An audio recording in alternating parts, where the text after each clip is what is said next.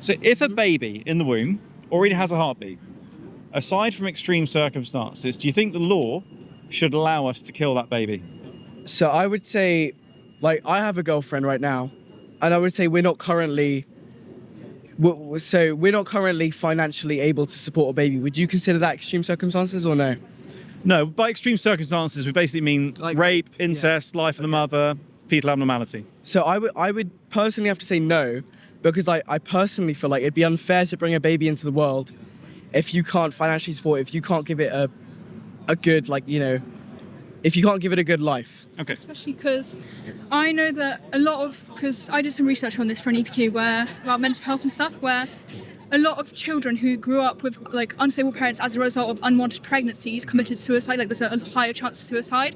Well, so the children end up depressed. That's what you're saying, right? Well, yeah, there Like, are kind of higher chances of suicide as a result of parents who didn't want the child or had the child unexpectedly. Yeah. So if you're not financially stable, it doesn't guarantee a good life for the child. So it could just lead to increase in suicide rates. Yep. So it kind of causes like Yep. uncertainty. Yeah, I hear what you're saying. I'm sure that's correct. I think unplanned pregnancies, children in unstable situations certainly affects the mental health. That's the only thing preventing me personally from saying no. Okay. Is because, like, when you say extreme circumstances, you mean rape.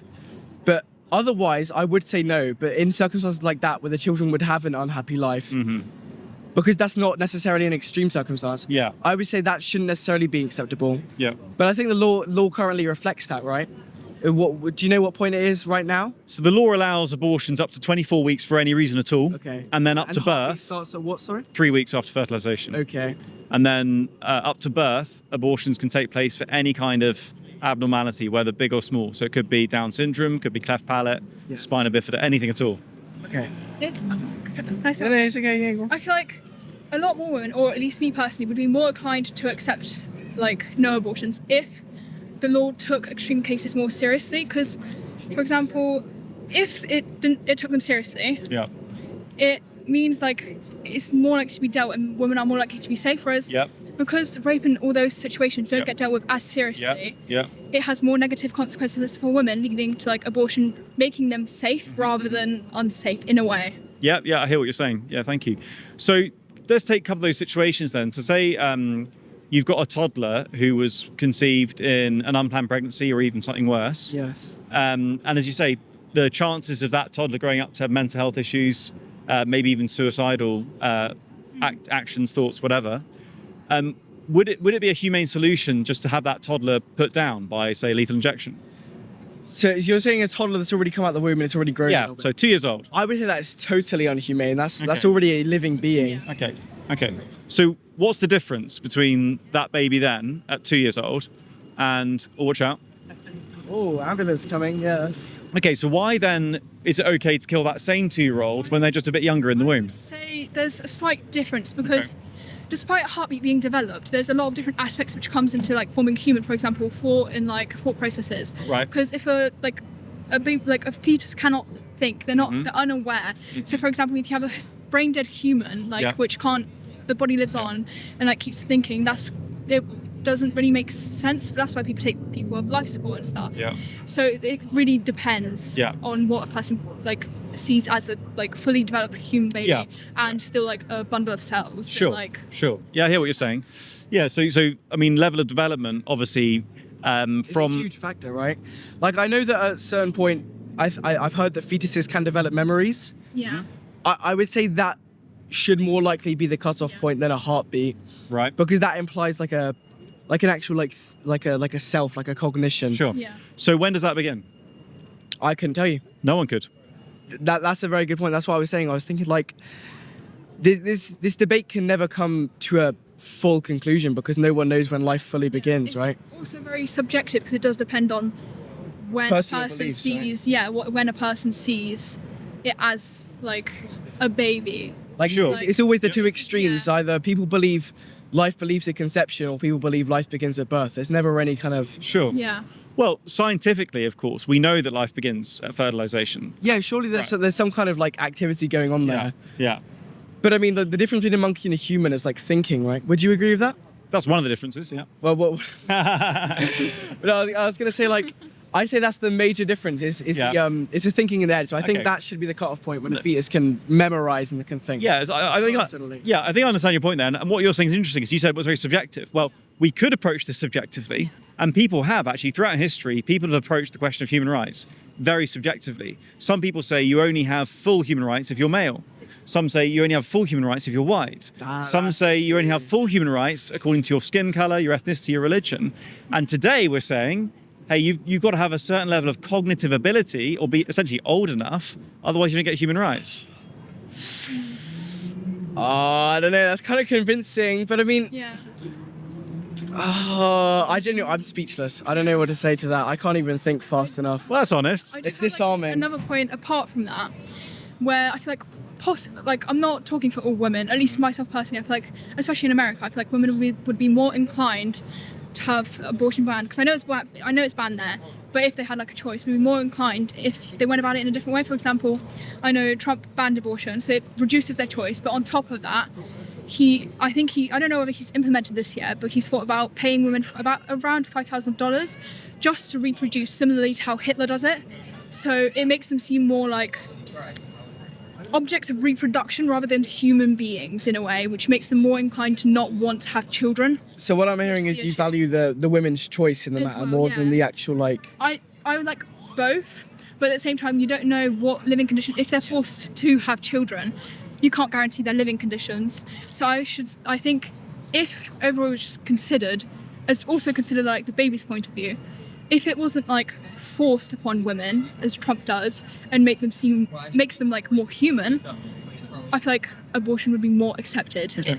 As in like they would let the ban happen. Yeah. If that makes sense. Yeah, I think I understand what you're saying. I think that the question of government policy and incentives and tax breaks and stuff, I think is quite complicated and nuanced, and it can be taken either way. You know, some people might say, hey, this is great, he's supporting motherhood. Some people might say he's trying to put them in a box. But I think the real question is abortion a morally permissible act in the first place? I think it's interesting, going back to let's just say for sake of argument, right, that when you get to a certain level of cognition, that's what gives you value, and you can't be killed. Carry on. So let's say for sake of argument, that's what makes a human being valuable, right? There are some issues with that. No one knows when that begins. And also, who's to say what level of cognition makes you in the human club that you don't get killed, Now, let's say, for example, this building here, is going to be demolished, right? See this one that's abandoned, Yes. Now, let's say you think there might be children in there. You're not sure, but there might be. It's an extreme metaphor, but all right. Yeah, carry on. You can't be sure, but you think there might be children there. What do you think would be the morally responsible thing to do? The bulldozers are turning up. You think there might be children there. Do you say, well, do you know what? We're not sure, so just go ahead and demolish? Or do you say, we're not sure, so actually the only morally responsible thing to do is to make sure they're definitely not in there. Otherwise, we're... Yeah. But as you said, there's no way to make sure. You can't be sure. So then the only option is to just leave it as it is, Wouldn't that be radical if the only option was not killing babies in the womb? Yeah, but I agree. I agree that I think people should be given life no matter what stage they're at. Yeah. But I also think that how that could negatively impact their mothers, and that's what I'm saying. It's just, I think the debate boils down to what do you value more, the life of a baby or the mental health of a mother. I think that's how it boils down to. Because especially with like babies, when they're born into like they're just born, right? You can't guarantee their life. Yeah. For example, I've got some friends which have been in the foster system and those kind of situations. Yeah. And I know a lot of those situations have been absolutely horrible for them, and it has led to some like extreme circumstances. Sure. So you can't exactly guarantee the life. Yeah. So, but I do think babies should be given life.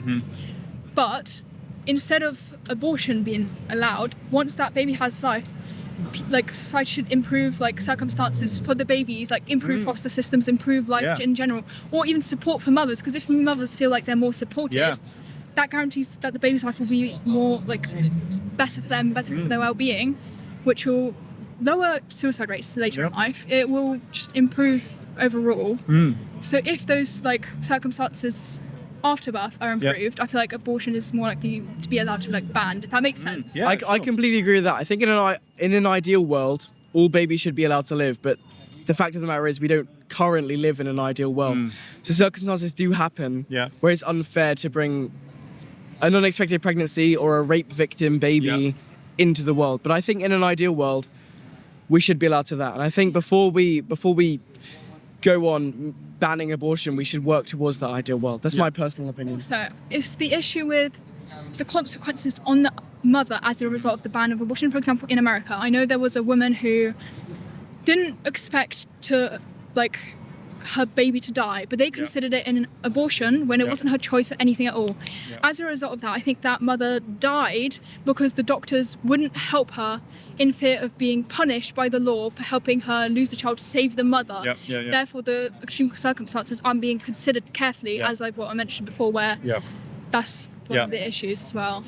Thanks for explaining that. I think just three things, if I may, and we can close it off. So just very briefly, although obviously practice around the world can vary and doctors make mistakes and sometimes they don't know the law or there's pressure or they're fearful, the reality is there isn't a single place in the world where it's not legal for a doctor to perform a life-saving operation to save the life of a mother. Illegal anywhere? Nowhere in the world.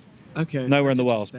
So even in completely pro-life states, like up to recently the Republic of Ireland was completely pro-life, no abortions were allowed. Even there, it's always been legal to intervene to save the life of the mother. That's just a point of information. The second thing I want to do, and maybe this is something, I don't know if you want to look into it, but I know you did your EPQ on mental health following unplanned pregnancy or related on that? Basically on mental health, and I considered different aspects. For example, pregnant mothers as an age group, I looked into that. Okay, and interesting. I also saw increases in suicide. What's interesting, and I just want to kind of highlight an assumption that people make, and I think you've made it, and challenge you to question it, because the assumption is that abortion can help a mother's mental health. I'm not saying that it can, but in cases where the mother knows she cannot deal with the stress of motherhood, plus especially with prenatal depression. Because a parent's mental health and mental well-being is extremely closely linked to their child's well-being. So it can impact both the child and the parent in some cases. So I'm not saying that babies shouldn't be born because of the mother's mental health. I'm saying that baby should be born. But mothers aren't given the correct support, which is the issue. So that's interesting. So I think what I'm hearing, actually, I don't know if you've come some way on the conversation or I'm just understanding you better, but I think your position and mine, I think, is quite similar. You're saying, in a way, yes. I think you're saying, let's not abort the baby. In an ideal world should be born. Yes, exactly. But not at the extreme expense of a mother. Yes. Obviously, fostering, raising a baby would come with some expense, but not at the extreme mental health destroying expense. Whereas I think your argument is it's a playoff between the life of the baby and the mental health of the mother, and you think the mental health of the mother can trump it. In certain circumstances, I'd say in most scenarios, I'd rather the baby's life. But there's definitely extreme circumstances where it just shouldn't take place. And I think, therefore, there is an assumption you're making, which is that abortion could improve the mental health of a mother. And what's interesting is the evidence strongly suggests otherwise. Interestingly, including the incidence of suicidal thoughts and behaviours amongst, even in unplanned, even as early as the 60s, there's a huge, I think it's Swedish or Finnish study. There are many studies around the world showing this. In fact, there are dozens of studies showing this, that after an abortion, a mother is far more likely to fall into depression, anxiety, addictions, and suicidal behaviours, even compared with unplanned pregnancies that they carry through and not being pregnant at all. The data's really strong on that. Abortion actually harms a woman's mental health across the board. I would imagine there's an extreme amount of guilt that comes with that. But But I mean, do you have anything to add on this? Kind of. As I said before, I still think it's because there's still not enough support. Plus, I feel like because of those high statistics of still abortion having negative mental health implications, people should still consider the other, even if it's a small percentage, which may still struggle, which is the opposite. That's why I still think it's the support. Babies, all babies should be given life.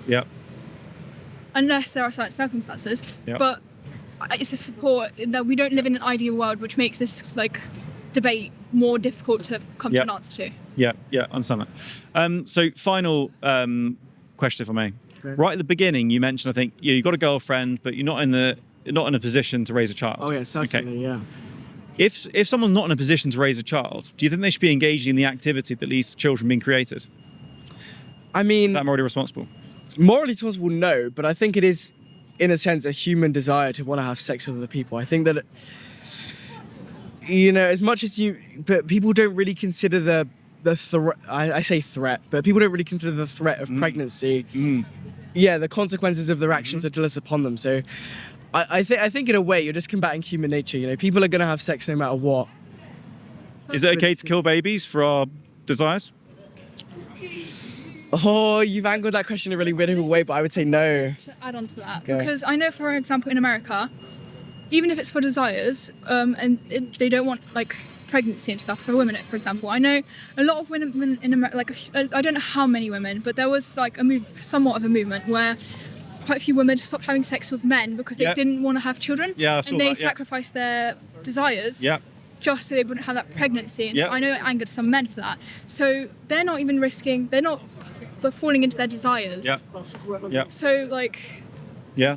yeah. It was to me that was a very interesting phenomenon actually, because a lot of us pro-lifers are saying, yeah, fantastic. You know, if you don't want to have a baby, I mean, that's your ideal world, right? You don't have sex unless you want to have a baby. well, I mean, that's how babies are made. So That is the way the babies are made. yeah. Can I just ask one final thing?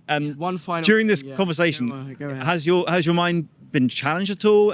Has this given you to think about changing your mind at all, or are you just exactly the same as you came in? There's definitely been points where I've struggled to retort what you've said. I've definitely felt a tiny bit moved, yeah. Okay. All right. Thank you. I feel like mine's remained quite similar because I kind of look at both points of view.